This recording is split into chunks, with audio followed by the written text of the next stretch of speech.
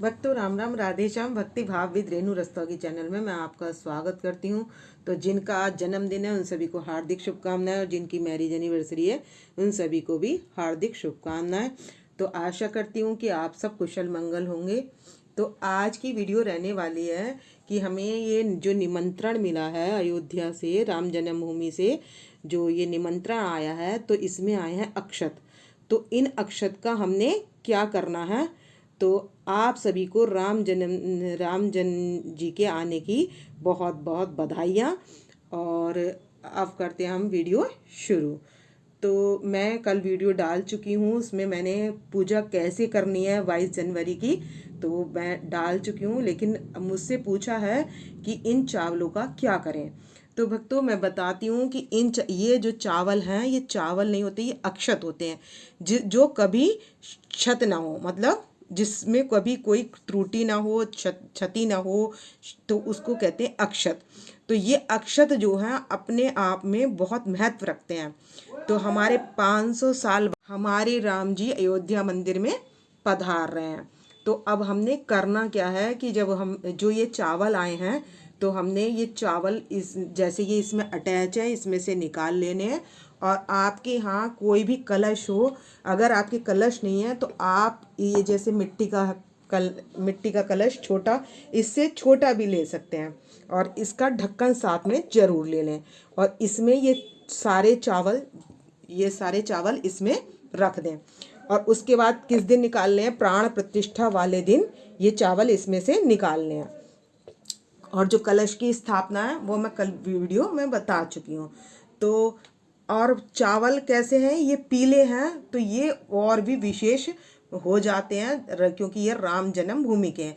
तो ये चावल हमने इसमें करके रख लेने हैं। तो इसके बाद ये हम जिस दिन हम राम जी की पूजा करेंगे 22 जनवरी को, तो ये चावल हम अपनी पूजा करने में रखेंगे।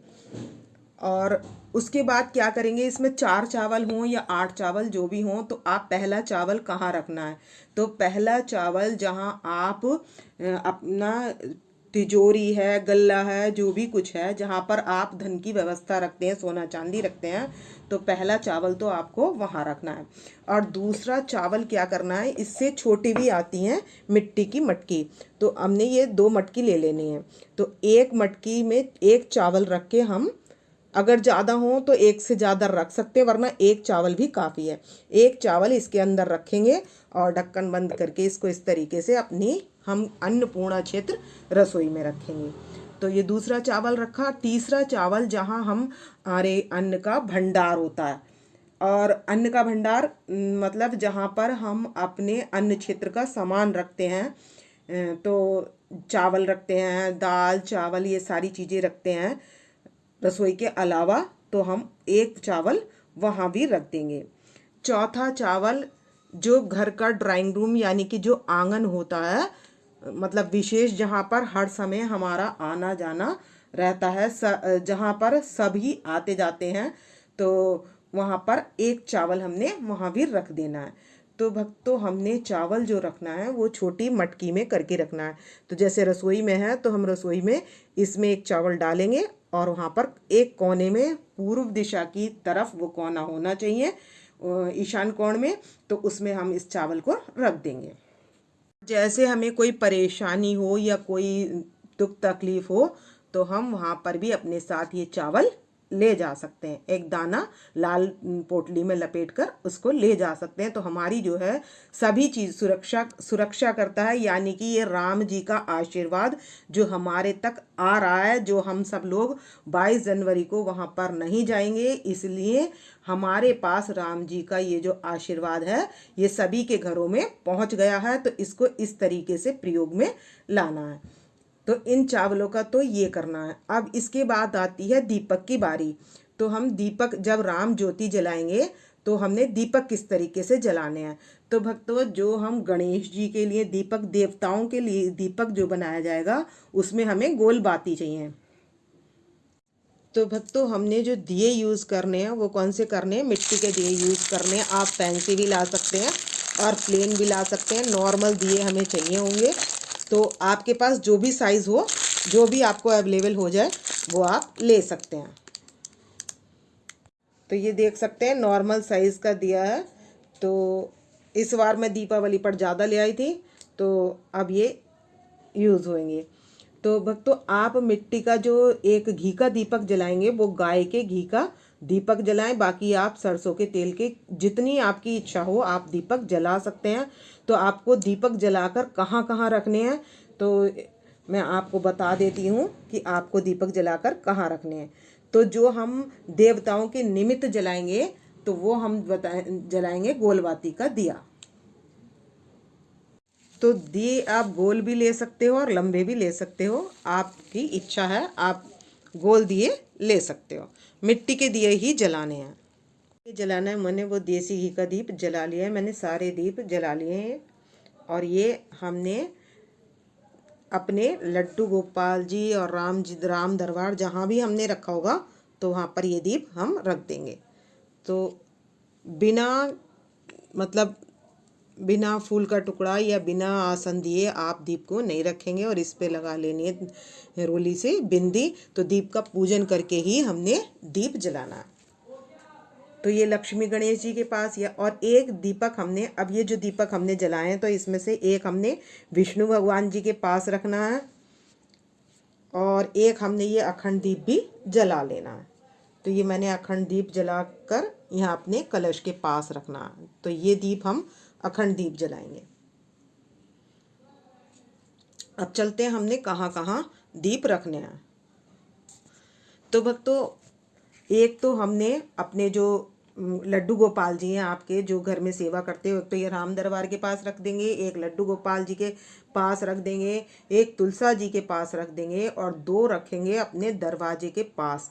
और ये लंबी बत्ती का भी मैं आपको बता देती हूँ। तो लंबी बत्ती के जो दिए होते हैं ये लक्ष्मी जी के लिए जलाए जाते हैं। तो लक्ष्मी जी जो हैं लंबी समय तक रहें, मतलब लक्ष्मी जी हमारे घर में टिकी रहें, इसलिए जो लक्ष्मी जी का दिया जलाया जाता है वो जलाया जाता है पतली बाती का।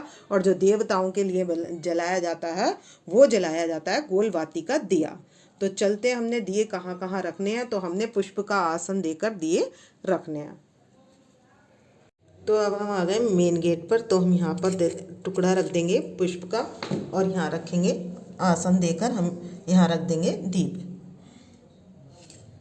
तो एक दीप तो हम इधर रख देंगे ऐसे, और यहाँ पर भी आसन देकर दूसरी साइड भी पुष्प का आसन देंगे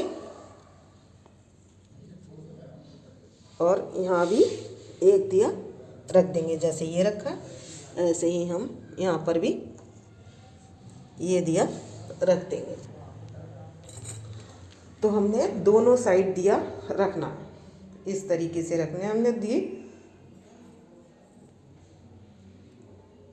और एक दक्षिण दिशा में, तो ये फ्लैट के दक्षिण दिशा की तरफ ये तिल हमने आसन दे दिया है पुष्प का और ये हमने दिया जला दिया है। तो ऐसे भी दीप माला आप सजा सकते हैं। ये चारों अलग अलग हैं, ये देखिए, अभी मैंने एक साथ मिला दिए थे, ये अब चारों अलग अलग हो गए। तो आप इस तरीके से भी इनको जला सकते हैं। ये देखिए काफ़ी सुंदर लग रहे हैं ये दिए। तो आप दीपमाला आप अपने हिसाब से कर सकते हैं। तो एक रसोई में ज़रूर जलाना है और एक हमने जलाना है अपने लड्डू गोपाल जी के।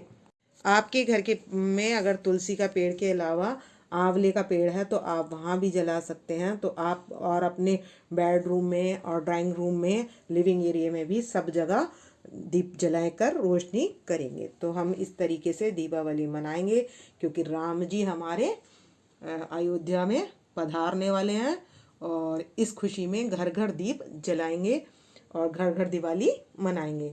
तो इसको देव दिवाली भी कहेंगे।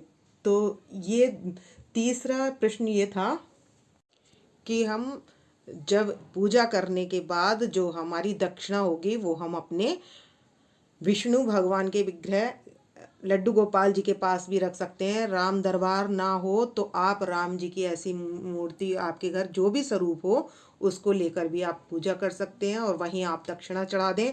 और जब इसके बाद जब आप अयोध्या जाएंगे दर्शन करने के लिए तो वो राम मंदिर में जहाँ हमारे राम जी विराजमान होंगे वहाँ पर उनको चढ़ा देंगे।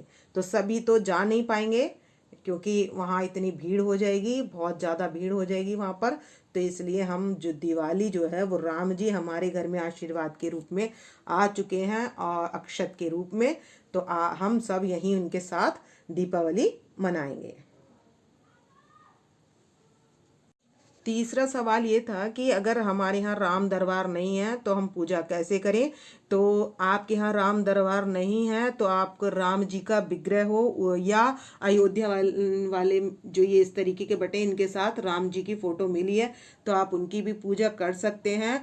और राम दरबार हो तो आप राम दरबार मतलब इस तरीके से हो या फोटो में हो, विग्रह में हो, किसी भी रूप में हो, तो आप किसी की भी पूजा कर सकते हैं। तो भक्तों इस वीडियो का करूँगी मैं यहीं पर एंड। यदि आपको मेरी वीडियो पसंद आए तो प्लीज़ लाइक करो, सब्सक्राइब करो, शेयर करना ना भूलना।